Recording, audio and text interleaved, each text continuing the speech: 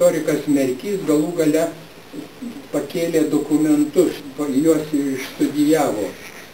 Išleido Minties leidykloje rusų kalba knygelę per Первый Ronautlitv.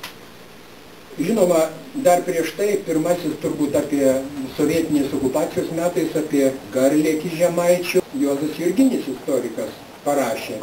Ir tai buvo žurnalo Švyturyje 54 metų 14 numerį. Pirmą kartą sovietiniais metais paminėta. Kai išpopuliarėjo šitą žinią mūsų aviacinėje visuomenėje, tai prasidėjo paieškos Griškevičiaus kapo. Nes buvo žinoma, kad jis ten mirė Viekšniuose, o kur jis palaidotas? Pirmieji pradėjo ieškoti Mokslo akademijos instituto darbuotojai, bet jie iš pradžių ten ėjo per valdiškas instancijas, per vietinius kraštotyrininkus, bet žinoma, tie nerado kalbos su senaisiais Viekšnių gyventojais ir iš pradžių nieko nepavyko. Tik 68 metais apsilankę pas Viekšnių vaistininką Juozą Aleksandravičių, jie buvo supažindinti su tokia 78 metų gyventoja Viekšnių, Ona Borusaitė, kuri ir nurodė, kur yra palaidotas Griškevičius, nes dalyvavo jo dukros laidotuvėse. Tačiau akademikai pasitenkino tik pirmojo Lietuvos aeronautų kapavietės nustatymu ir plano nubraižymu. O paskui jau konkrečiais darbais užsiėmė Lietuvos aviacijos sporto federacija ir jos veiklusis generalinis sekretorius Vytautas Pakarskas.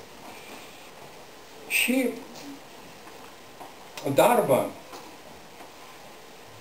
šį projektą teko pateikti kultūros ministerijai, prašant pirmiausiai įtraukti kapą į vietinės reikšmės saugomų paminklų sąrašą, leisti ant kapo pastatyti paminklą.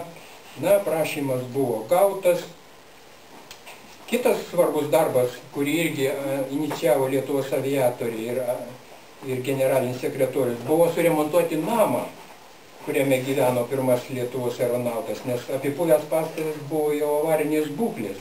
Rajono valdininkus ir platesnė visuomenė paskaitomis apie pirmąjį Lietuvos aviatorių sudomino aviacijos istorikas jau amžinatilsį Jonas Balčiūnas. Būsimo memorialinio muziejaus įkūrimu ir jo eksponatais ėmė rūpintis Akmenės aviacijos technikos sporto klubo viršininkas Inta ir klubo aviatoriai. Jam talkino aviacijos sporto federacijos pirmininkas Antanas Karpavičius. Jis buvo tuo metu Lietuvos tarybų socialistinės respublikos ministrų tarybos mokslo ir technikos skyriaus vedėjas. Ir buvo įtraukta į planus šie visi darbai.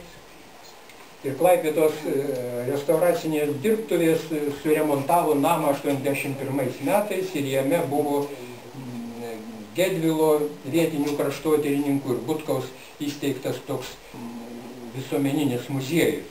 O antkapinį paminklą projektą sukūrė Paminklų konservavimo ir restauravimo instituto architektė Barauskaitė, kurį, 82 metais pagamino ir pastatė ant kapo Klaipėdos restauracinės dirbtuvės. Ir ant didelio akmens įtvirtinta metalinė vėtrungė, Garliekio siluetas ir ten plokštumoje iškaltas užrašas aviacijos pradininkas Lietuvoje Aleksandras Griškevičius ir jo gimimo ir mirimo data. Galiu pabaigti epigrafu Griškevičiaus, kurį pradžioje knygos jis deda.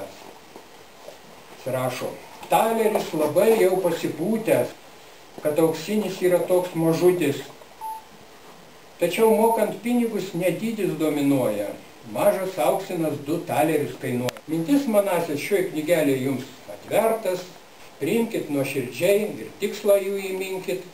Jei pasirodys jums ničnieko jos nevertos, anūkams te paliks, gal jie supras tą naują mintį. Ir dabar keletas vaizdelių.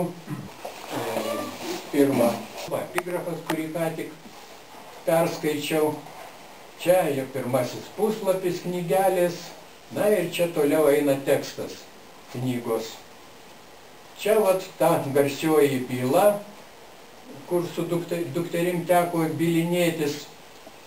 Jinai saugojama Valstybinio archyvo Kauno skyriuje. Čia įvairūs fragmentai tos bylos. Paties Aleksandro Griškevičiaus raštas, pasiaiškinimas. Na ir čia, kaip sakant, visi tie aviatoriai, pradedant Leonardo da Vinčiu jo projektai, čia ir kiti. Pirmasis bandymas valdomą dirižablį statyti, pirmojo sraigtasparnio modelis, Degeno sparnai, na ir jau pirmas toks rimtas tyrinėtojas Volkerio lėktuvas, Rebenšteino, Matiso, Hensono aparatas, kurio modeliai jau buvo bandomi, bet kuriuos labai aptarinėja Griškevičius, bet kuriem taip ir nepavyko paskristi. Ir čia Hensono talkininkas, kuris darė tos modelius. Na ir čia Griškevičiaus knygelėje įsidėtas lapas, kuriame pavaizduota, koks turi būti jo garlėkis. O kairėje čia variantas su valdomom orpuslėmis. Tai va, tai tiek aš norėjau pasakyti apie Aleksandrą Griškevičių.